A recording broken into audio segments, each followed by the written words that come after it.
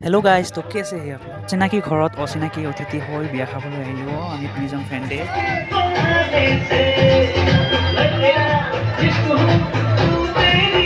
এতিয়া ৰাতি 11টামান বাজে আমি বিয়া খাবলৈ আহিছিলোঁ বিয়া ঘৰত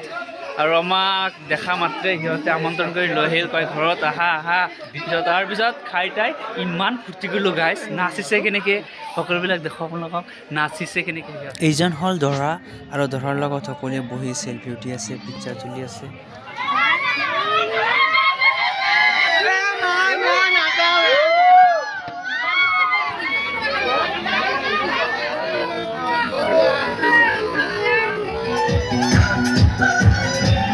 Ciao, ciao, ciao, ciao.